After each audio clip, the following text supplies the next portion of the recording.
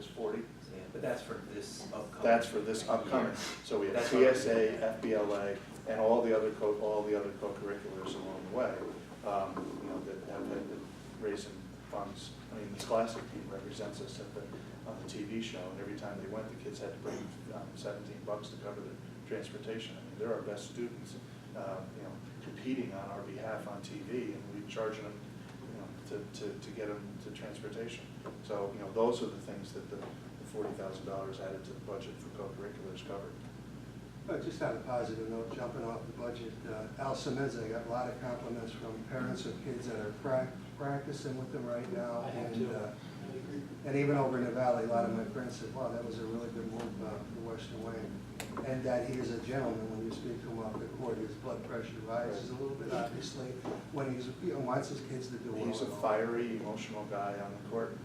That's what we need. I said it to a couple of the kids. I said, what are you doing? We're dribbling the ball with our head up, going up and down the court for about a half hour. And I said, well, if you don't learn the basics, you're not going to win basketball games. And but they were all excited about it. So far, very positive So feedback far. from everybody. He was here 5 whole days before we even hired him. And he's coming tomorrow at 8:30. Yeah, he's got a riverfront, the 7th and 8th, Yeah. playing and then going over and talking to Yeah. Matt Fitzsimmons and Oh, everyone else. yeah, he does. He loves the game, right? Yeah, He's definitely looking forward also. So And who's the it's got to be a relative that's. His son is a volunteer. That's his son. His son's a volunteer. He's a master of his staff. yeah, that One money. of his Ben was at Riverside, like coach everything, like in second high school. Carry on the way. No, but it's pedigree. I just have, when it comes to this budget, I mean, people have been sitting around here for 20 years, maybe longer, for most of you, maybe not you. You've been on board for how long?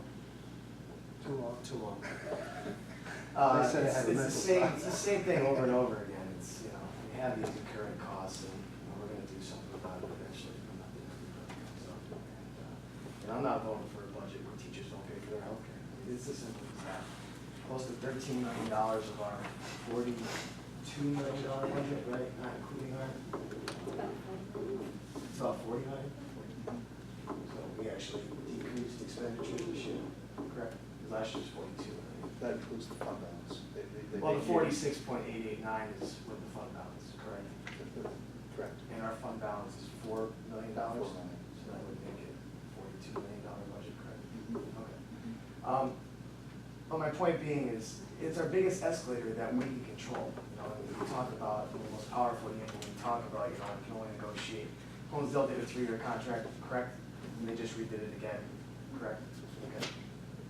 Every board, every director who's elected has a choice when they have it. And I will not vote to raise taxes on people to protect one sect of society.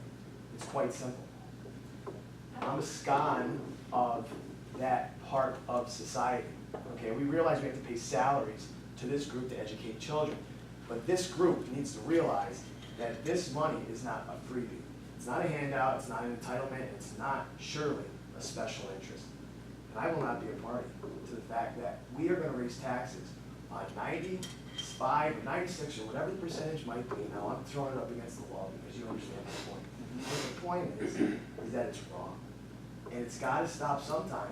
And by the time it stops, all the school districts are going to be broke. Now, if you look at the school districts in our area, how many, like Wilkes-Barre and Crestwood and all these others, Old Forge, for example, they locked their teachers out years ago because of what? They said it out loud. They said, we cannot afford that $11 million a year to pay for their health care continuously. So again, bigger school districts, now as the money is depleted across the state, regardless of how much new revenue they give us, we're all going to face the same conundrum, okay? So my point being is that this is wrong, this should not occur, and we should not any longer, like they have for decades, taken out of the taxpayer's pocket to protect such a small special interest of people. So I'm not going to support it whatsoever. We had some teachers. We had some Absolutely teachers not. on there when I looked at it, and they're making $100,000. And I bet you before they can retire, they got about maybe 10, 12, 13 years to go yet. So, and that's a good point. Where does, I mean, what is $100,000 a year not enough to teach and have the summers off? And how much in the last 20 years has an educator's salary actually increased? Let me tell you something, it's increased annually over every contract in every school district, because they would not step foot in the classroom if they didn't get their pie and eat it too. But then they're paper with two hands, crying the blues for a loaf of bread when they have two holiday hams underneath Well, each that's arm. why I'd like to It's see the wrong. state negotiate the contract, send the money for At it, this take the point, burden off you're right. off the local, I on the mean, boards. one, you know? the one good, good piece for us is, although we don't have co-insurance, we did get co-pays. Nobody else got co-pays, so our deductibles went up, our co-pays went up for the pharmacy and for all the other things that are associated that have co-pays. And it saved us a lot of money. I mean, is it co-insurance yet? No, but at least we got increased deductibles and increased co-pays. And we have to sit as a board collectively and whether we agreed or don't agree on a personal basis, we approved a teacher contract through 2020. We're contractually obligated to fulfill what's in the teacher contract. I understand your, I understand, you didn't, And I but- listed 15 reasons why, because I Yep, read the entire 52-page document, and I didn't agree with half of it. But we are a democracy, and collectively, there were more than half the people voted for the contract.